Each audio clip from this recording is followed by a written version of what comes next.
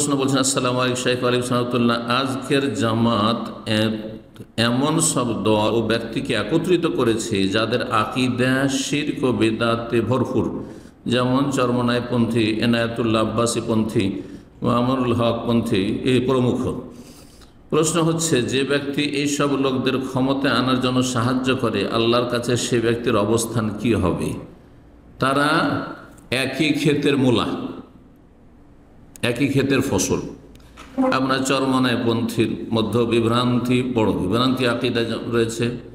আব্বাসী জনপুরি পন্থী তো বিভ্রান্তি রয়েছে, দলাল সুফিজম রয়েছে, আর বিভিন্ন গুমরাহি রয়েছে। আর দেওবন্দি পন্থী, তবলিগ পন্থী, তাদের মধ্যে দলাল গুমরাহি রয়েছে।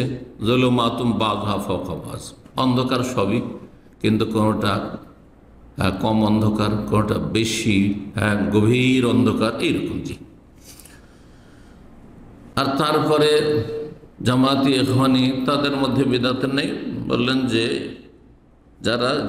যাদের আকীদা শিরক ও বিদআতে ভরপুর, এদের কথা বলছেন। কিন্তু জামাতির কি, তারা তাওহীদ সুন্নাহর অনুসারী, তারা বিদআতি না। তাদের খাওয়ারিজদের বিদআত নেই, তাদের রাওয়াফিজ শিয়াদের বিদআত নেই। বলে শিয়াদের সাথে তাদের মহব্বত নেই। কি করে উম্মাহাতুল মুমিনিন রাদিয়াল্লাহু তাআলা আনহুন্না, নবী সাল্লাল্লাহু আলাইহি ওয়াসাল্লাম সহধর্মিণী, নবী সাল্লাল্লাহু আলাইহি ওয়াসাল্লামের পরিবার এবং সাহাবায়ে কেরাম রাসূলুল্লাহ সাল্লাল্লাহু আলাইহি ওয়াসাল্লামের ডানে মুহাজির আনসার, তাদের শত্রুরা তাদের মিত্র হইতে পারে। তাহলে এটা কি কোনো তাওহীদ সুন্নাতের অনুসারীর চরিত্র? না, মোটেই নয়। তাদের আকীদাতেও সমস্যা রয়েছে এবং তাদের মানহাজেও সমস্যা রয়েছে, সব কিছুতেই সমস্যা রয়েছে। আমি এই বিষয়গুলি ধারাবাহিক যে 8-9টি আলোচনা আছে, তাতে প্রথম আলোচনাটিতে বলেছি। বিস্তারিত জানার জন্য সেখানে শুনে নিতে বলছি ভাই বোনদের। বলছেন, যে ব্যক্তি এসব লোকদের ক্ষমতায় আনার জন্য সাহায্য করে, আল্লাহর কাছে সে ব্যক্তির অবস্থান কি? তাদের ক্ষমতায় যাওয়া আর ওদের ক্ষমতায় যাওয়া সব একই। সমস্ত আহলে বিদআত, কেউ আহলে সুন্নাত নাই। আল্লাহ বুঝার তৌফিক দান করুন। জি।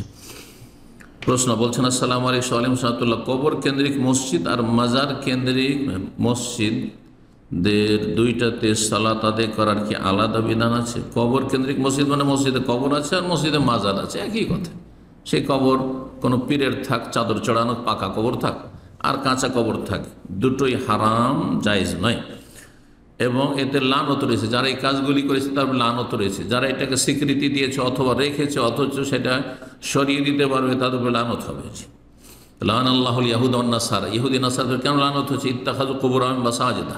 জি, নবীদের ভালো মানুষদের কবরকে মসজিদে পরিণত করেছিল, মসজিদে কবর দিয়েছে, অন্যায় হলে কবর মসজিদ তৈরি করেছে। দুই অবস্থায় লানত রয়েছে।